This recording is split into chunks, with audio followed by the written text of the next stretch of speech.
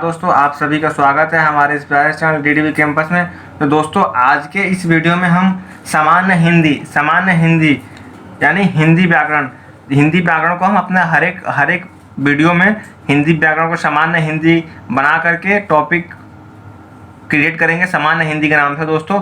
तो ये होगा हमारा सामान्य हिंदी और ये होगी हमारी पार्ट 1 की वीडियो, जो कि बहुत से कॉम्पिटेटिव एग्जाम के लिए या फिर आपकी 9-10 हो जो व्याकरण में जिनमें आते हैं दोस्तों, उसके लिए बहुत ही महत्वपूर्ण होगी। और इस हम अपने सामान्य हिंदी में हर एक टॉपिक को कवर करेंगे तथा जब टॉपिक एंड होगा तो उसमें आपको हम कुछ आंसर करवाएंगे, क्वेश्चन आंसर करवाएंगे ऑब्जेक्टिव क्वेश्चन टाइप के दोस्तों, जो कि अत्यंत ही एग्जाम्स के लिए अत्यंत ही महत्वपूर्ण क्वेश्चन होंगे दोस्तों। आइए देखते हैं हम अपना आज का टॉपिक। हमारा टॉपिक क्या है? वर्ण उच्चारण और वर्तनी। तो दोस्तों, ये हमारी पहली वीडियो है। अगर आप हमारे चैनल पर नए हैं तो चैनल को सब्सक्राइब करें, वीडियो को लाइक करें और वीडियो पसंद आए तो वीडियो को शेयर भी करें। तो दोस्तों, आइए देखते हैं हम हमारा दोस्तों पहला क्या टॉपिक है। पहला टॉपिक है वर्ण। हम आज पहले पढ़ेंगे वर्ण के बारे में। वर्ण दोस्तों, मनुष्य जब अपने भावों को या विचारों को दूसरे के समक्ष प्रकट करता है तथा दूसरे के भाव और विचारों को समझता है या अपनी भाषा को सुरक्षित रखता है। दोस्तों, जब भी आप अपनी भाषा को या अपने विचारों को किसी दूसरे के समक्ष प्रकट करेंगे तो दोस्तों आपको वर्तमान काल, भूतकाल तथा भविष्य काल का ज्ञान होना चाहिए। उसको ध्यान में रखकर आप अपनी बातों को कहना है कि हम अपनी बातों को भूतकाल में कह रहे हैं कि भविष्य काल में कह रहे हैं कि वर्तमान काल में कह रहे हैं। दोस्तों, यहीं हम अपने भावों और विचारों को दूसरे के समक्ष प्रकट करते हैं तो उसमें अनेक प्रकार की ध्वनियाँ उत्पन्न होती है दोस्तों, अनेक प्रकार की ध्वनियाँ उत्पन्न होती है तथा जब हमारे विद्वानों ने अध्ययन करा तो इन ध्वनियों के योग से ही शब्द का निर्माण होता है और इन ध्वनियों में अनेक प्रकार के शब्द पाए जाते हैं। उन्हीं शब्द को वर्ण के बारे में अध्ययन करेंगे दोस्तों। हम आइए देखते हैं कि हम वर्ण किसको कहते हैं और वर्ण के बारे में क्या होता है। तो दोस्तों, यहाँ हम लिखते हैं वर्ण। पहले हम समझाते हैं आपको, हम समझाते हैं भाषा। तो दोस्तों, आपने देख लिया, हमने लिख लिया क्या जो अभी आपको समझाया गया था। भाषा के द्वारा मनुष्य अपने विचारों को दूसरे के समक्ष प्रकट करता है तथा दूसरों के भाव और विचारों को समझता है। दोस्तों, आपको यहाँ देखने योग्य बातें हैं कि दूसरे के समक्ष प्रकट करता है मतलब अपनी बातों को और दूसरे के भाव विचारों को समझता है। ठीक है। फिर वर्षों के बाद विद्वानों ने यह अनुभव किया कि हम जो भाषा बोलते हैं उनमें ध्वनियाँ प्रयुक्त होती है। क्या दोस्तों? ध्वनियाँ प्रयुक्त होती हैं, उनकी संख्याएं निश्चित होती है। इन ध्वनियों के योग से शब्द का निर्माण होता है। बाद में इन्हीं ध्वनियों को जो हम बोलते हैं, जो हमारी ध्वनि निकलती है, जैसे हम क, ख, ग, न, अण, त, फ, ये एक प्रकार की ध्वनि है। बाद में इन्हीं ध्वनियों को लिपि से अलग कर लिया गया तथा उसका एक पर्टिकुलर एक चिन्ह बना लिया गया, जिनको हम क्या कहते हैं? जिनको हम वर्ण कहते हैं दोस्तों। क्या कहते हैं? वर्ण। मतलब जब हम कोई शब्द बोलते हैं, जो ध्वनि हमारे मुख से निकलती है, उन ध्वनियों में से कुछ शब्दों को अलग कर लिया गया, शब्दों में से कुछ को अलग कर लिया गया, जिन्हें हम क्या कहते हैं? वर्ण कहते हैं। अब आइए देखते हैं हिंदी में वर्णमाला। वर्ण के बाद क्या आता है? वर्णमाला। आपने जाना होगा कि वर्णों के समूह को वर्णमाला कहते हैं। अब हमारा नेक्स्ट टॉपिक क्या होगा दोस्तों? हिंदी वर्णमाला। हिंदी वर्णमाला क्या दोस्तों? हिंदी वर्णमाला। आइए देखते हैं वर्णमाला किसे को कहते हैं। आपने पढ़ाई होगा, वर्णों के समूह को वर्णमाला कहते हैं। वर्णों के समूह को वर्णमाला कहते हैं। वर्णों के समूह को वर्णमाला कहते हैं। हिंदी में वर्णों की संख्या कितनी है दोस्तों? तो हिंदी में वर्णों की संख्या 45 है। हिंदी में वर्णों की संख्या कितनी है? 45 है। अब आइए देखते हैं हमारी वो 45 कौन कौन से वर्ण हैं। पहले हम क्या याद रखेंगे? हिंदी वर्णमाला कि वर्णों के समूह को वर्णमाला कहते हैं और हिंदी में वर्णों की संख्या 45 है। अब आइए देखते हैं कि हमारे 45 वर्ण कौन कौन से हैं।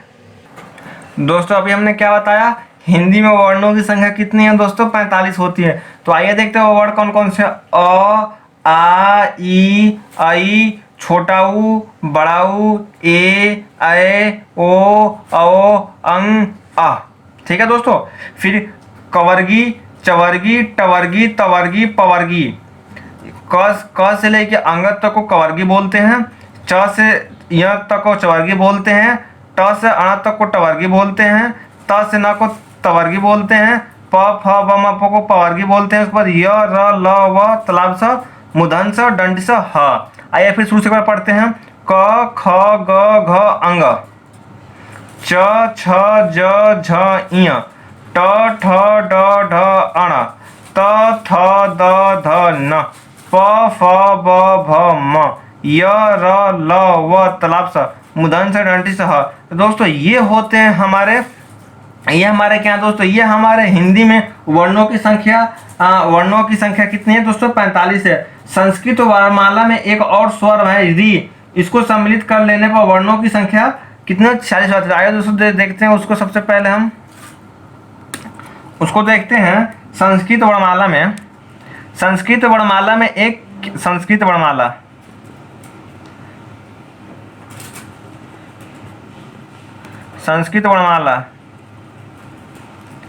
एक क्या है? संस्कृत वर्णमाला में एक स्वर क्या है? स्वर क्या है दोस्तों? री है। ये री ऐसा होता है, री है। अगर इसको हम सम्मिलित कर लेते हैं तो वर्णों की संख्या कितनी हो जाती है दोस्तों? वर्णों की संख्या कितनी होती है? 46 हो जाती है। कितने? 46 होते हैं। ये अ, आ, ई, आई, ऊ, ए, ओ, औ, अंग, अ। जो री है वो इसी का पार्ट है। दोस्तों आइए देखते हैं हम अब देखते हैं कि वर्ण कितने प्रकार के होते हैं दोस्तों। तो वर्ण 2 प्रकार के होते हैं। कितने प्रकार होते हैं दोस्तों वर्ण? आइए देखते हैं। तो वर्ण कितने प्रकार दोस्तों? वर्ण कितने प्रकार के होते हैं? तो वर्ण हमारे कितने? 2 प्रकार के होते हैं। पहला क्या होता है? स्वर्ण वर्ण।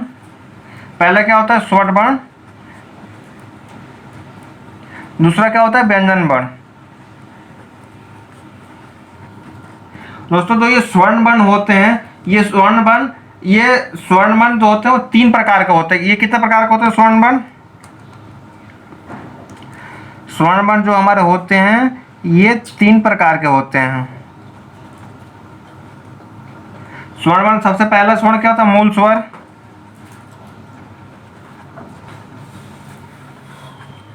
दूसरा क्या होता है? संधि स्वर।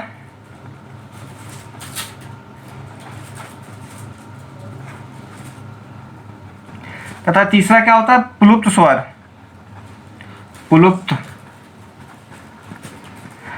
अब आइए देखते हैं दोस्तों, इसमें ये मूल स्वर का एक ही पार्ट होता है, बट जो ये संधि स्वर है ना, संधि स्वर 2 प्रकार के होते हैं।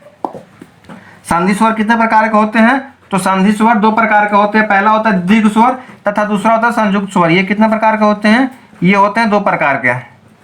ये 2 प्रकार के होते हैं। पहला क्या होता है? दीर्घ स्वर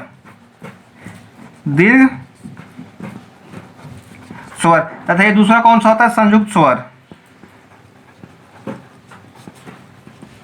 दोस्तों इस वीडियो में हम ओनली स्वर वर्ण के बारे में अध्ययन करेंगे, इसीलिए हम आपको इस वीडियो में बस स्वर्ण वर्ण के टाइप बता रहे हैं। व्यंजन वर्ण की जो वीडियो आएगी ये नेक्स्ट वीडियो में आएगी दोस्तों। तो आइए देखते हैं स्वर्ण वर्ण किसे कहते हैं, स्वर्ण वर्ण किसको कहते हैं। तो दोस्तों अभी हमने आपको बताया वर्ण के प्रकार। वर्ण कितने प्रकार के होते हैं? 2 प्रकार के, संयुक्त वर्ण स्वर वर्ण और व्यंजन वर्ण। दोस्तों हमने अभी आपको क्या बताया, इस वीडियो में हम ओनली स्वर वर्ण के टाइप पढ़ेंगे। तो हमने अभी क्या बताया, स्वर वर्ण कितने प्रकार के होते हैं? 3 प्रकार के होते हैं। पहला होता है मूल स्वर, दूसरा होता है संधि स्वर, तीसरा होता है प्लुप्त स्वर। और जो हमारे संधि स्वर होते हैं वो संधि स्वर, दीर्घ स्वर और तथा संयुक्त स्वर, ये 2 टाइप के होते हैं। सिर्फ ओनली संधि स्वर के टाइप होते हैं, दीर्घ स्वर और संयुक्त स्वर। आइए देखते हैं स्वर वर्ण किसको कहते हैं। स्वर वर्ण दोस्तों, आप जिन भी ध्वनियों को बोलते हैं और आपके मुख से हवा निकले और हवा बाधित न हो, उससे हम स्वर वर्ण कहते हैं। ये दोस्तों स्वर वर्ण को याद करने का सबसे आसान तरीका है स्वर्ण वर्ण। स्वर्ण वर्ण वैसे वर्ण होते हैं जिनको आप बोलते हैं, जब आप बोलते हैं तो आपके लिप्स जो होठ होते हैं वो सटे ना और बिल्कुल हवा बिना रुकावट से हवा मुंह से बाहर होता है, उसे हम स्वर्ण वर्ण कहते हैं। आइए देखते हैं इसको कैसे लिखेंगे स्वर्ण वर्ण। जिन ध्वनियों के उच्चारण में,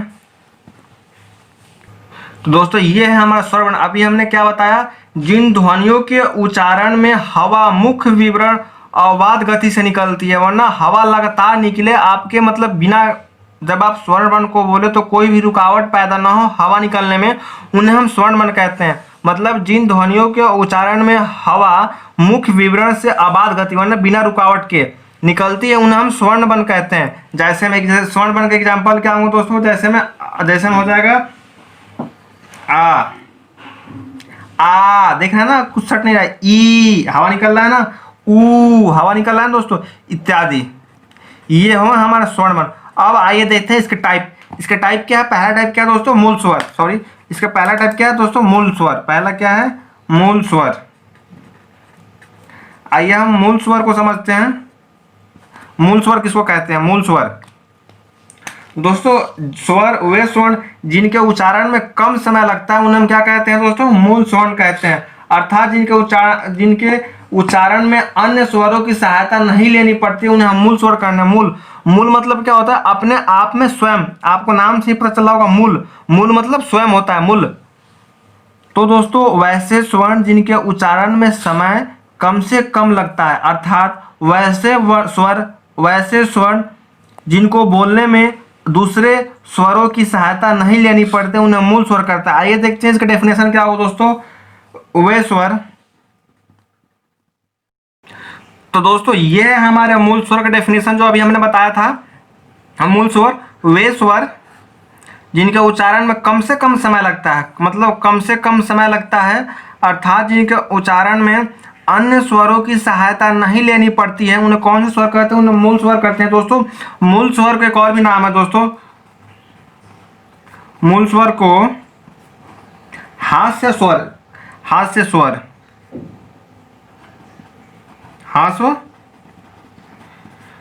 स्वर के नाम से जाना जाता है। दोस्तों आपको मूल स्वर की ये दो नाम याद रखना अत्यंत महत्वपूर्ण है, क्योंकि कहीं मूल स्वर पूछ जाता है और कहीं हास्य स्वर पूछ जाता है, इसीलिए मैं इसको अंडरलाइन करता हूँ दोस्तों। हास्य स्वर, मूल स्वर को दूसरे नाम से क्या कहते हैं दोस्तों, हास्य स्वर। दोस्तों मूल स्वर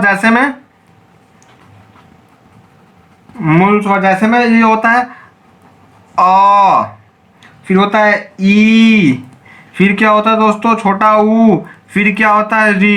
दोस्तों ये क्या है, ये हमारे मूल स्वर है। एक बार और बता दें, मूल स्वर वे स्वर जिनके उच्चारण में कम से कम समय लगता है, उन्हें मूल स्वर कहते हैं। मूल स्वर को हास्य स्वर के भी नाम से जाना जाता है, जैसे में अ, ई, उ, री। दोस्तों आइए देखते हैं अपना दूसरा संधि स्वर। तो दोस्तों आइए हम देखते हैं अपना अगला हमारा क्या है दोस्तों, संधि स्वर। संधि स्वर से दोस्तों आपको संधि मतलब क्या होता है, बंटवारा, संधि आप जानते ही हैं। तो संधि का मतलब वे स्वर जिनके उच्चारण में मूल स्वरों की सहायता लेनी पड़ती है, संधि स्वर कहलाते हैं, संधि स्वर कहलाते हैं। आइए देखते हैं संधि स्वर का डेफिनेशन। वे स्वर, दोस्तों ये है हमारा संधि स्वर का डेफिनेशन। वे स्वर जिनके उच्चारण में मूल स्वरों की सहायता लेनी पड़ती है, उन्हें संधि स्वर कहते हैं। उन्हें क्या कहते हैं, संधि स्वर कहते हैं, जिनके उच्चारण में मूल स्वरों की सहायता लेनी पड़ती है। जैसे में क्या हो जाएगा, अ जोड़ इज इक्वल टू आ हो जाएगा। दोस्तों हमने क्या बताया है, जो संधि स्वर होते हैं, संधि स्वर कितने प्रकार के होते हैं, दो तरीके प्रकार के होते हैं, दीर्घ स्वर तथा संयुक्त स्वर। पहला प्रकार, संधि स्वर कितने प्रकार के होते हैं, संधि स्वर दो प्रकार के होते हैं। सॉरी थोड़ा हमारा पेन जो है वो डार्क नहीं है। संधि स्वर कितने प्रकार के होते हैं, दो प्रकार के। ये दो प्रकार कौन कौन से होते हैं दोस्तों, पहला होता है हमारा दीर्घ स्वर, दीर्घ स्वर, तथा दूसरा क्या होता है दोस्तों, संयुक्त स्वर। अब इन दोनों के बारे में हम विस्तार से अध्ययन करेंगे। पहले के बारे में पढ़ेंगे, पहला क्या हमारा दीर्घ स्वर। दोस्तों हम आपको पहले दीर्घ स्वर के बारे में बताएंगे। दोस्तों दीर्घ स्वर वे स्वर होते हैं जो कि सजातीय स्वरों से यानी एक ही स्थान से बोले जाने वाले स्वर होते हैं या एक ही स्थान से बोले जाने वाले स्वरों के संयोग से निर्मित होने हैं, उन्हें हम क्या कहते हैं? दीर्घ स्वर। दोस्तों जैसे में आपने ये देखा होगा, हमने अभी क्या लिखा, ये लिखा पहला अ और अ इज इक्वल टू क्या बना हमारा? आ बन गया। तो दोस्तों ये अ और य दोनों एक ही स्थान से निर्मित स्वर है जिससे आ बना, तो ये क्या हो गया हमारा? दीर्घ स्वर हो गया। आइए देखते हैं इसका डेफिनेशन। वे स्वर, तो दोस्तों ये हो गया हमारा दीर्घ स्वर का डेफिनेशन। वे स्वर जो सजातीय स्वर्ण यानी एक ही स्थान से बोला जाने वाला स्वर को हम क्या कहते हैं? सजातीय स्वर कहते हैं। वे स्वर जो सजातीय स्वर के संयोग से निर्मित होते हैं, वरना वे स्वर जो सजातीय स्वर यानी एक ही स्थान से बोला जाने वाला स्वर के संयोग से निर्मित होता है, हुए स्वर को दीर्घ स्वर कहते हैं। जैसे में क्या होगा? पहला हो जाता है हमारा a plus a is equal to हो जाता है आ। ये एक ही जगह से निर्मित हुए स्वर है। दूसरा क्या होता है दोस्तों? छोटा ई प्लस छोटा ई इज इक्वल टू बड़ा ई हो जाता है। फिर क्या होता है? छोटा ऊ प्लस छोटा ऊ इज इक्वल टू बड़ा ऊ। दोस्तों ये है हमारे दीर्घ स्वर। आइए देखते हैं अपने अगले चीज में संयुक्त स्वर। तो दोस्तों ये हमारे संधि स्वर का दूसरा पार्ट क्या है? संयुक्त स्वर। दोस्तों संयुक्त स्वर वे स्वर जो विजातीय स्वर्ण, विजातीय का मतलब क्या होता है दोस्तों? भिन्न भिन्न स्थान। विजातीय का मतलब क्या होता है? भिन्न भिन्न स्थान। वे स्वर जो भिन्न भिन्न स्थानों से बोले जाने वाले संयोग से निर्मित होते हैं, उन्हें संयुक्त स्वर कहते हैं। आइए देखते हैं इसका डेफिनेशन। वे स्वर, तो दोस्तों ये हो गया हमारा संयुक्त स्वर। अभी हमने क्या बताया था? वे स्वर जो विजातीय स्वर्ण हो यानी विभिन्न स्थानों से बोले जाने वाले स्वर। वे स्वर जो विजातीय स्वर्णों के संयोग से निर्मित होते हैं, संयुक्त स्वर कहलाते हैं। यानी विजातीय का मतलब क्या होता है दोस्तों? भिन्न स्थानों से बोले जाने वाले स्वर को क्या कहते हैं? संयुक्त स्वर कहते हैं। जैसे में क्या होगा इसको? जैसे में ये एक जगह से हमने ले लिया अ तथा दूसरे जगह से ले लिया ई, ये क्या दोस्तों क्या बन गया? ए। ठीक है। फिर क्या ले लिया? अ प्लस इसको ले लिए ए, क्या बन गया दोस्तों? ए। फिर अब क्या होता है? अ जोड़ ऊ, क्या बन गया? ओ बन गया। ओ। अब क्या ले लिया हमने? अ जोड़ ओ ले लिया, इसको ले लिया दोस्तों, क्या बन गया? ओ। दोस्तों हमारा अगला क्या है हमारा प्रकार? प्लुप्त स्वर। क्या है दोस्तों? ये हो गया हमारा तीसरा क्या है दोस्तों? प्लुप्त स्वर। प्लुप्त स्वर। दोस्तों प्लुप्त स्वर वे स्वर जिनके उच्चारण में दीर्घ स्वर से भी अधिक समय लगता है। दीर्घ स्वर यानी दीर्घ स्वर, ये जो स्वर है ना, ये इसे ज़्यादा समय लगता है, उसको क्या कहते हैं? प्लुप्त स्वर कहते हैं। जैसे में आपने देखा हुआ संस्कृत में सबसे ज़्यादा यूज होने वाला ये वर्ड होता है, एस के तरीके होता है ये अ। इसको क्या पढ़ते हैं? अ। इसको क्या पढ़ते हैं? अ। संस्कृत में क्या पढ़ते हैं? अ। तो दोस्तों आइए देखते हैं प्लुप्त स्वर का डेफिनेशन क्या होता है। वे स्वर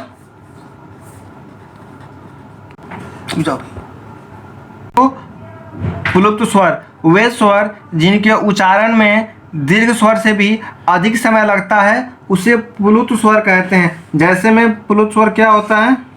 जैसे में ये होता है प्लस।